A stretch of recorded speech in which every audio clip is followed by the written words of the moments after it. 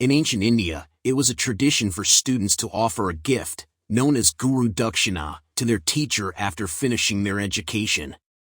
This gift could be anything the teacher desired, and it was the student's duty to fulfill the request. Once the Kaurava and Pandava princes completed their training, they approached Drona to ask for his Guru Dakshina.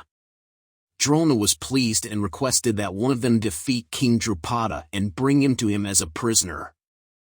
Bhisma, recognizing the historical rivalry between the Kuru and Panchala kingdoms, gave his blessing for the mission.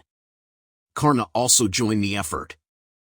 A fierce battle ensued between the two armies. Arjuna, showing great courage and skill, defeated Drupada in single combat and captured him. Arjuna then presented the captured King Drupada to Drona as the Guru Dakshina. For Drona, it was a moment of great satisfaction. He greeted Drupada with a touch of sarcasm, saying, "Welcome, your majesty, king of Panchala. I am Drona, the Brahmin, once your friend from childhood. If you have forgotten me, I have not forgotten you. It is not in a Brahmin's nature to hold grudges. Since my students have conquered your kingdom as a tribute to me, I now have control over Panchala. As a poor Brahmin, I was once unworthy of your friendship. Now that I am the ruler of Panchala, I hope we can be friends. I will release you and return your kingdom to you." With these words, Drona freed Drupada and sent him back with full honors. But the story didn't end there. As the old saying goes, hatred leads to revenge, and revenge often leads to more retaliation. Violence only begets more violence. The world might be full of hardships, but the worst suffering often comes from a bruised ego. Drupada, wounded by his pride, decided to seek the favor of the gods. He performed intense rituals and penances to gain their support. Drupada had a deep-seated grudge against Drona, and he prayed for a son who could defeat him. Instead, a daughter was born from the sacrificial fire, named Yajnasini, who later became known as Draupadi.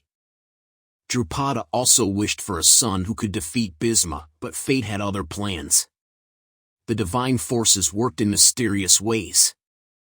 Bhisma, who was invincible and could not be killed by any man, was the target of Drupada's vengeance. To fulfill Drupada's wish, Amba, who had previously been granted a boon by Lord Shiva, was reborn as Drupada's daughter.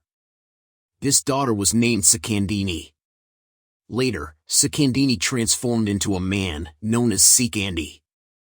As Shikhandi grew up, she saw the garland that Amba had left at the gate of the royal fort. She instinctively put it around her own neck and went into the forest to perform penance. Her destiny as a woman seemed incompatible with her mission, so she made a deal with the Yaksha to exchange her womanhood for manhood. Once transformed, Shikhandi returned home triumphantly.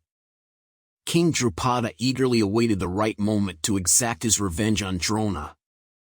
Drona became the central obsession of Drupada's life. Drupada performed a sacrifice, and the pleased gods blessed him with the means to carry out his plan. King Drupada eagerly awaited the right moment to exact his revenge on Drona. Drona became the central obsession of Drupada's life.